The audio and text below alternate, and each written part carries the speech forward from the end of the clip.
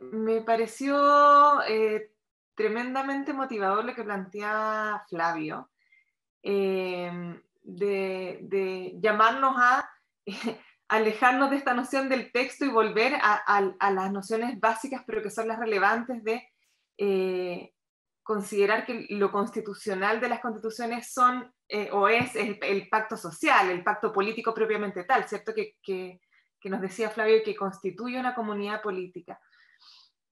Y a partir de esa reflexión me gustaría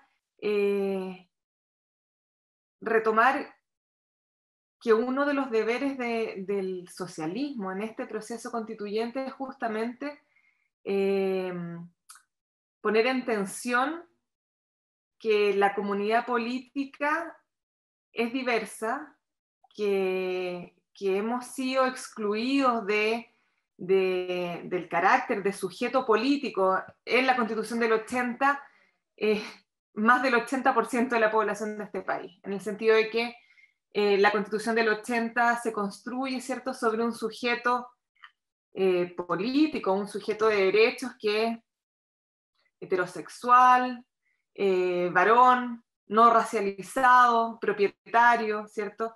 Eh, Básicamente el sujeto privilegiado que elaboró una constitución política para proteger sus propios intereses y ahora de alguna u otra manera tenemos que ingresar todos los demás, ¿cierto? Bajo esta lógica de unidad en la diversidad que planteaba Flavio.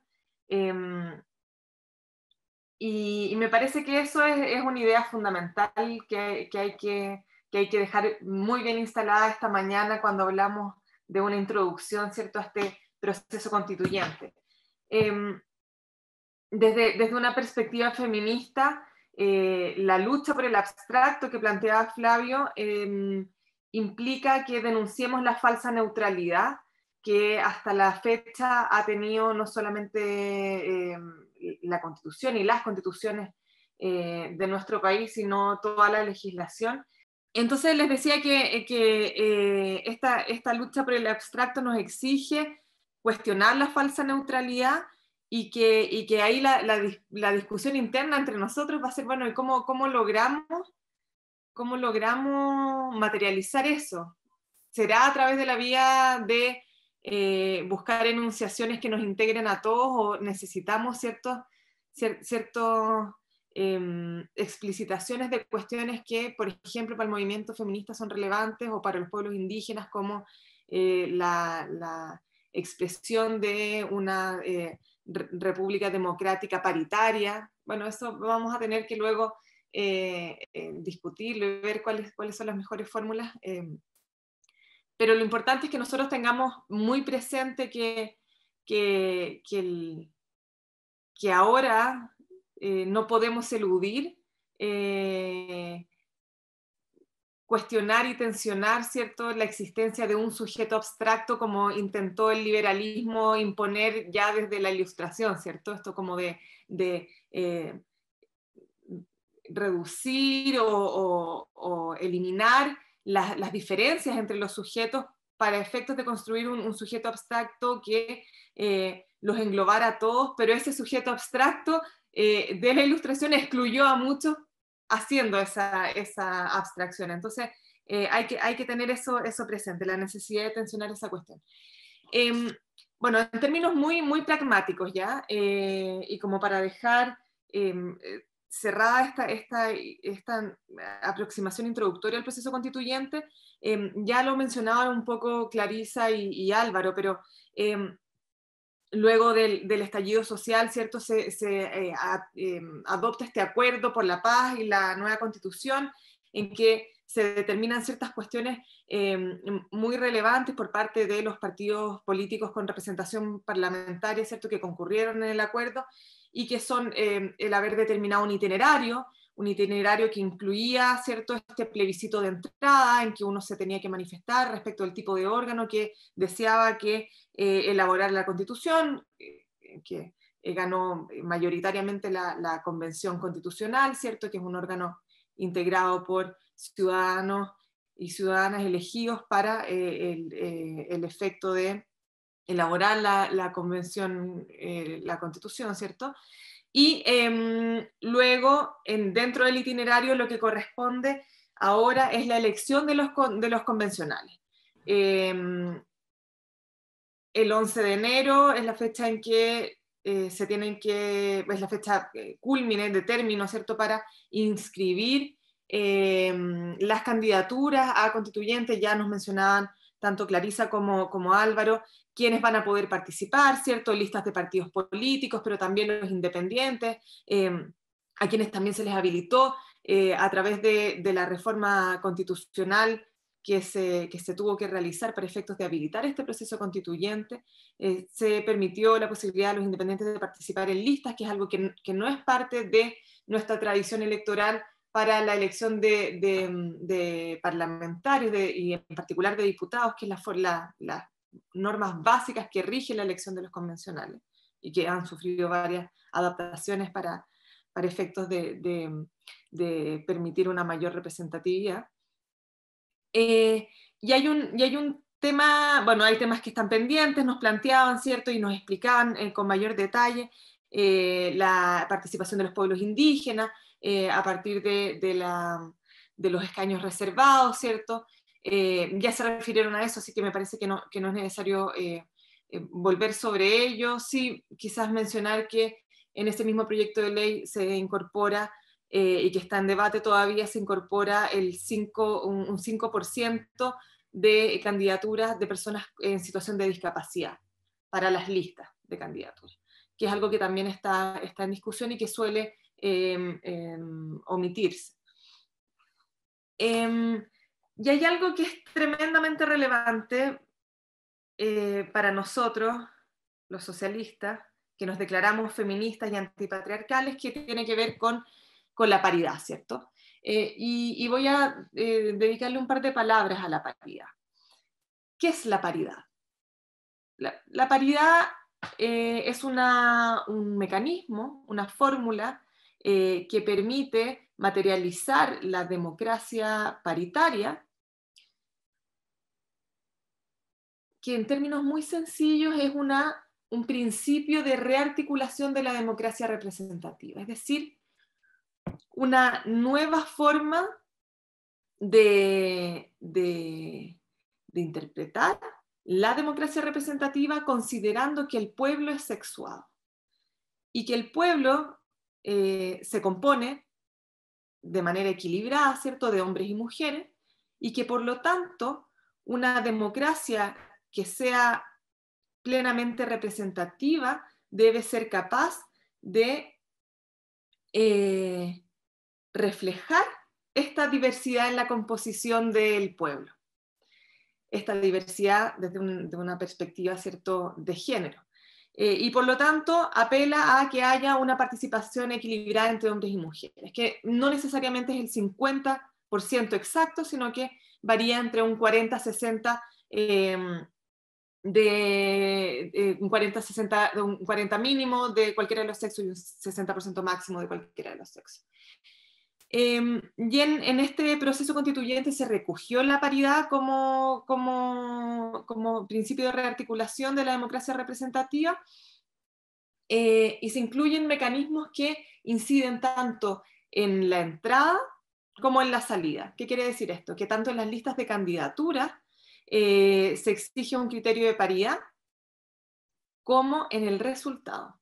Y esta es la innovación y quizás lo más valioso, porque nosotros ya teníamos un criterio de participación equilibrada en las elecciones parlamentarias que se puso en práctica en la última elección, ¿cierto? Y que nos permitió subir de un 15% de participación femenina a un 23% de participación femenina en el Congreso, pero que no permitió, no tenía el rendimiento práctico para lograr la equidad, el equilibrio en la composición, en el resultado, porque no había un mecanismo de corrección que ahora sí tenemos. En el sentido de que una vez que tengamos los resultados, se va a tener que determinar si es que hay algún sexo que esté sobre representado, es decir, algún sexo que tenga más del 50% de los escaños, de los cupos, o bien una diferencia que supera a las dos personas en cada distrito que supere a las 2 personas por sobre el otro sexo en los distritos, y ahí se establece un criterio de corrección de manera de sacar a una persona del sexo sobre representado, subiendo una del sexo infrarrepresentado, para efectos de lograr la paridad. Y hablo de sexo infrarrepresentado y sexo sobre representado, ¿por qué? Porque se estableció un mecanismo muy similar en el Colegio de Abogados para la última elección de consejero, y las mujeres obtuvieron más cupos. Por lo tanto, hubo que bajar mujeres para subir hombres. Y ahí la paridad benefició a los hombres que eran del sexo infrarrepresentado, que es algo que podría perfectamente ocurrir en estas elecciones de convencionales. Ya, pero ¿por qué es importante? Yo les decía, bueno, es importante porque es una manera de lograr un reflejo más fiel del pueblo, ¿cierto?, en los espacios de toma de decisión, y eso brinda legitimidad política, y evidentemente es un argumento de justicia material, porque las mujeres somos la mitad de la población y hemos estado históricamente excluidas de los espacios de toma de decisión. Pero además es importante desde la perspectiva de no solo del proceso, sino de los resultados que podemos tener en un eventual texto constitucional. Y si bien no hay una relación directa entre más mujeres y una constitución que sea feminista o que tenga una perspectiva de género, eso no es así, no es una relación directa, porque hay mujeres que no empujan agendas de género, no todas las mujeres somos iguales, tenemos distintas ideologías, pero sí se ha demostrado que mientras más mujeres hayan, es decir, si es que hay una masa crítica de mujeres, un número importante de mujeres, aumentan significativamente las posibilidades de que se reflejen los intereses de las mujeres en el debate, en la deliberación política y luego en el resultado. Y eso ya es una ganancia significativa. Es una ganancia significativa porque si miramos el texto de la Constitución actual, vamos a ver que las mujeres estamos absolutamente excluidas del texto, somos nominalmente nombradas en una sola oportunidad, a propósito de la igualdad formal entre hombres y mujeres, que ha sido una norma insuficiente para lograr erradicar las distintas formas de discriminación que sufrimos las mujeres. Bien. Eso en cuanto a la paridad. Después sería interesante si tienen alguna pregunta que la pudieran formular. Siguiendo con el itinerario, luego de la elección de los convencionales constituyentes, que es el 11 de abril, vendría el trabajo de la Convención Constitucional durante 9 meses, que podría ser prorrogado por otros 3 más. Al comienzo del trabajo de la convención se va a tener que elegir un presidente o presidenta y un vicepresidente o vicepresidente. Se tendrá que adoptar un reglamento que ustedes ya habrán empezado a escuchar. Varias voces han comenzado a levantar la importancia del reglamento para el trabajo de la convención, y justamente ya se planteaba en las palabras iniciales, tiene una relevancia determinante porque va a ser, va a ser la vía por la cual vamos a poder establecer mecanismos de participación ciudadana, ¿cierto? Mecanismos de participación deliberativos que pueden ser vinculantes o consultivos, pero que van a ser tremendamente importantes para, como ahí alguien decía, que las voces que no son escuchadas puedan ser escuchadas, ¿cierto? Más allá de la importancia de la elección de los convencionales, ¿cierto? En ejercicio de la democracia representativa, el derecho, ¿cierto?, a elegir quienes nos van a representar, también hoy día ya sabemos que eso es insuficiente y que se tienen que activar canales para que la ciudadanía pueda expresar directamente su opinión en el proceso constituyente. Dentro del proceso del trabajo de la convención, sin perjuicio de lo que diga el reglamento, sabemos que el acuerdo por la paz y la nueva constitución estableció el quórum de 2/3, respecto del cual se ha discutido muchísimo. Ya lo planteaba Álvaro en cuanto a que los 2/3, cuando hablamos de 2/3, del quórum de 2/3, en la Constitución del 80 hablamos de un derecho a veto, de un sector político en particular, de una minoría que es una minoría privilegiada, y que implica que si no tenemos 2/3, no podemos cambiar la Constitución y siguen las mismas reglas. En el caso de la Convención Constitucional, no es un derecho a veto de un sector político determinado, sino que es una regla que no da ventaja a un sector político en particular, y que lo que asegura es que hayan amplios consensos respecto de los contenidos constitucionales que se adopten. Y yo creo que es importante reflexionar también en torno a qué implica dotar de rango constitucional a una determinada norma, a un determinado contenido, a una determinada afirmación, a un acuerdo político. ¿Qué implica que sea una norma constitucional?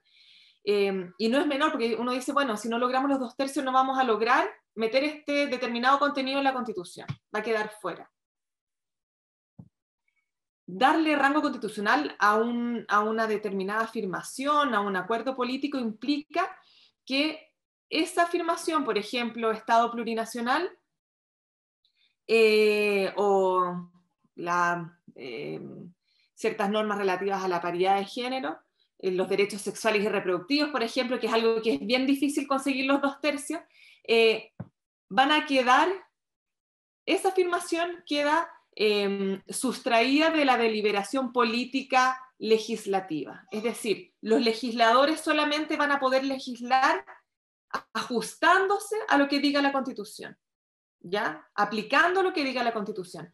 Si eso no logra rango constitucional, de todas maneras igual, eventualmente podríamos tener una deliberación política sobre ese contenido. Entonces, lo que no quede en la Constitución podrá ser regulado legislativamente, ajustándose, ¿cierto?, a las orientaciones que nos brinda el marco constitucional.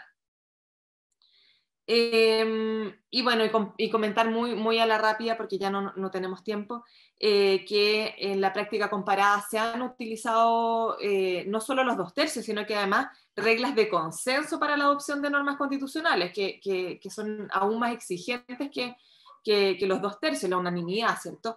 Y en los países en que se ha utilizado el consenso como regla general, subsidiariamente se ha recurrido a los 2/3, que son,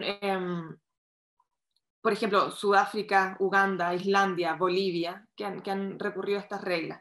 O sea, la mayoría absoluta, la mitad más uno, como regla de aprobación de normas de rango constitucional, debiesen tener lugar en países en que las diferencias políticas no sean tan sustantivas o tan abrumadoras como quizás las que tenemos nosotros en nuestro país.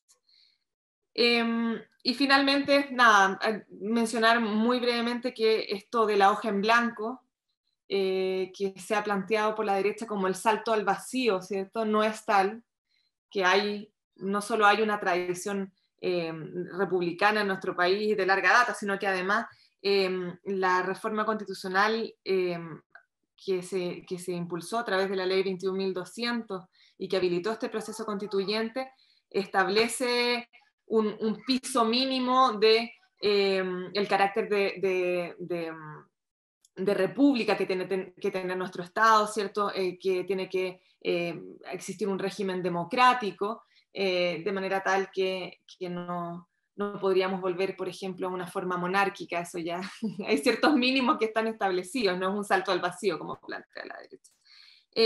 Y se establece el respeto a las sentencias judiciales firmes y ejecutoriales y los tratados internacionales ratificados por Chile y vigentes, más que como límites al contenido, en mi opinión, esto es bien discutido, son más bien márgenes de competencia de la Convención Constitucional, en el sentido de que la Convención Constitucional no puede ponerse a dejar sin efecto de sentencias o tratados internacionales, sino que debe dedicarse a establecer un texto constitucional, y si con posterioridad algún tratado internacional, por ejemplo, un tratado de libre comercio, resultara, sobreviniere en inconstitucional con la nueva constitución, tendrán que recurrirse a los mecanismos que ese propio tratado establece para su denuncia, es decir, para renunciar a él.